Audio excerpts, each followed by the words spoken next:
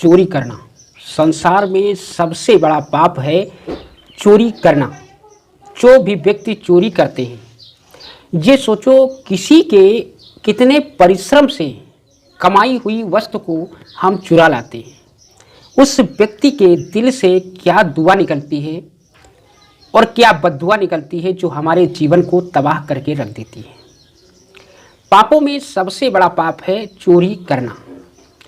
चोरी करने पे माता लक्ष्मी को भी माफ नहीं किया गया था। एक पुष्प की चोरी करने पर उनको 3 साल की सजा हुई थी। दोस्तों नमस्कार, मैं हूं आपका अपना दोस्त सुशील कुमार। आइए हम ले चलते हैं आपको उसी कहानी पे कि माता लक्ष्मी को चोरी की सजा क्यों मिली।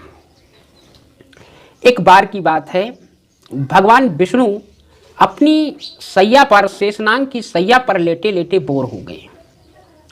उनके मन में ये ख्याल आ गया कि काश हम पृथ्वी लोक को टहल पाते, और इस ख्याल ने उनके मन में इतनी उग्रता भर दी कि उनको पृथ्वी लोक पर आने के लिए विवश होना पड़ा।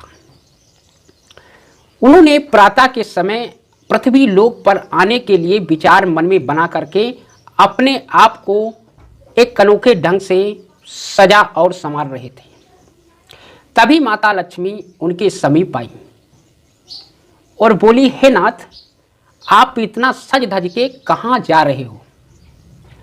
तब भगवान विष्णु ने कहा कि हे प्रिय, हम पृथ्वी लोक को भ्रमण करने के लिए जा रहे हैं। पृथ्वी लोक देखने की हमारी बहुत इच्छा हो रही है।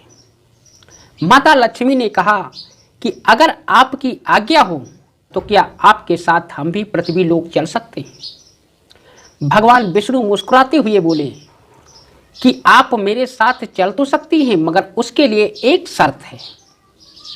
वो शर्त यह है कि अगर आप उत्तर दिशा की ओर नहीं देखेंगी तो आप हमारे साथ चल सकती हैं। माता लक्ष्मी ने इस बात को स्वीकार किया और उन्होंने भगवान विष्णु को बताया कि हम उत्तर दिशा की तरफ फूल कर भी नहीं देखेंगे। भगवान विष्णु बोले, फिर तो आप मेरे साथ चल सकती हैं। माता लक्ष्मी और भगवान विष्णु इस पृथ्वी लोक पर आकर भ्रमण करने लगे।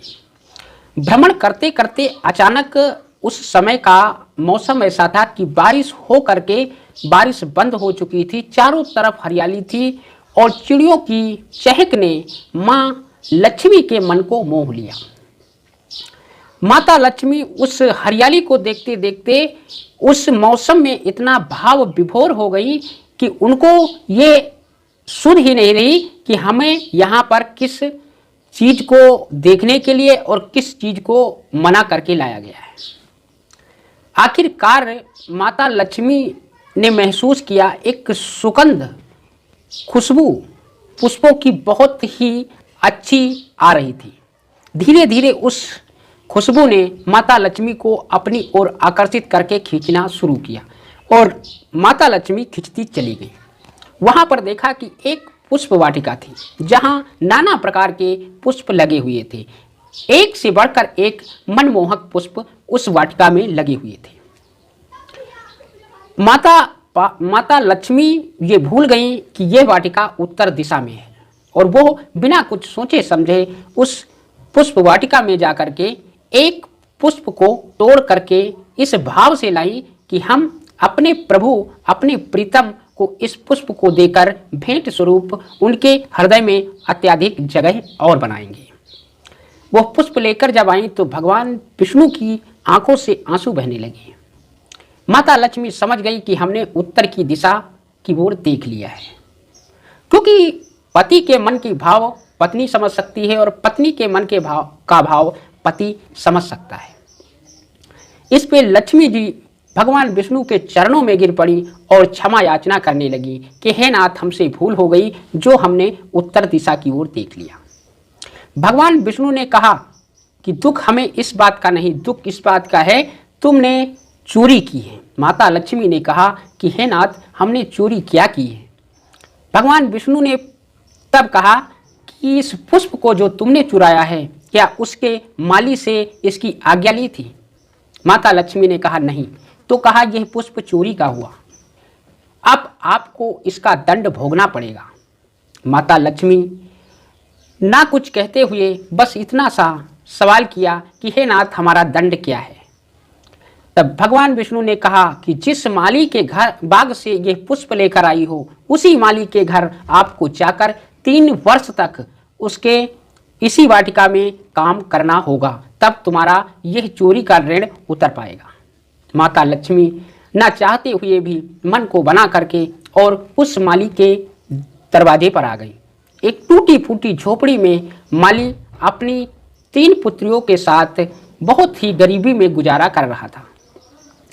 माता लक्ष्मी एक स्त्री का रूप बनाकर जब उस माली के समीप आई, तब उस माली ने कहा कि हे बहन, आप कौन हो और आप यहाँ किस लिए आई हो। माता लक्ष्मी ने कहा कि मैं एक दुखियारी हूँ, मेरा इस संसार में कोई नहीं है। मैं आपसे निवेदन करती हूँ, आप अपने घर में हमको नौकरी दे दीजिए, हम वहीं पर आपके बाग में और आपके घर का सारा काम कर लेंगे।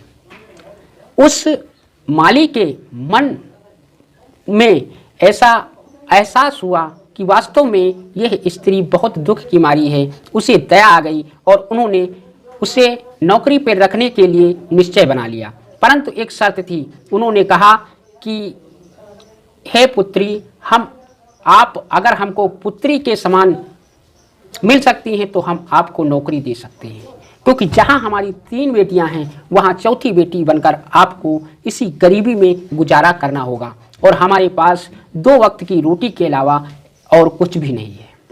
माता लक्ष्मी ने इस बात को स्वीकार किया और उस माली के घर में रहने लगी।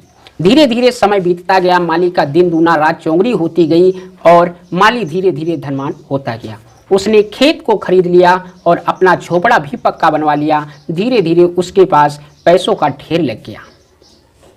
माली ने यह सोच लिया कि इस चौथी पुत्री के आने के बाद ही हमारे पास दौलत आई है, तो वो अपनी पुत्री की पूजा करने लगा। धीरे धीरे एक दिन माली अपने व्यापार से घर को लौट रहा था।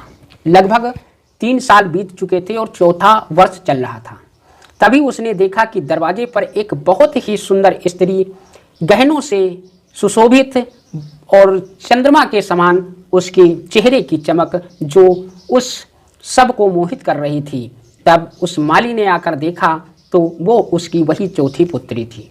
ये सोचकर माली समझ गया कि स्वयं माता लक्ष्मी का आगमन हमारे घर पे हुआ है। वह उनके चरणों में गिर पड़ा और माफ़ी मांगने लगा। हे माँ, हमें माफ़ कर दीजिए, हमने अनजाने में आपसे घर का और बाग का काम करवाया। धीरे धीरे इस बात को सुनकर उसकी 3 बेटियां और उसकी पत्नी भी घर के बाहर आ गई। सब ने माता लक्ष्मी का दर्शन किया। तब माता लक्ष्मी ने कहा, हे पिता, आपने मुझे पुत्री का दर्जा दिया है। हम आपको वरदान देते हैं कि आपकी किसी पीड़ा में दुख, संकट और धन की कमी नहीं होगी। ये कहकर माता लक्ष्मी की आज्ञा अनुसार भगवान विष्णु ने स्वर्ग से एक रथ को भेजा, जिस पे माता लक्ष्मी बैठकर अपने वैकुंठ धाम चली गईं। तो दोस्तों, हमें इस कहानी से यही सीख मिलती है कि इस संसार में अगर हम छोटी से छोटी चोरी करते हैं तो उसकी सज़ा परमात्मा तय कर देता है। उसकी सज़ा हमें किसी रूप में भी मिले मगर मिलेगी। तो चोरी करना हमारे शास्त्र के अनुसार पापों में बड़ा पाप माना गया है। किसी की वस्तु को चुरा लेना पाप है। हम सबको ये ध्यान रखना है, यह पाप भूल कर ना होने पाए। अगर हमसे ये पाप हो जाता है तो हमको इसका ऋण भी उतारना चाहिए। दोस्तों नमस्कार, अगर हमारी वीडियो आपको पसंद आई तो इस वीडियो को लाइक और हमारे चैनल को सब्सक्राइब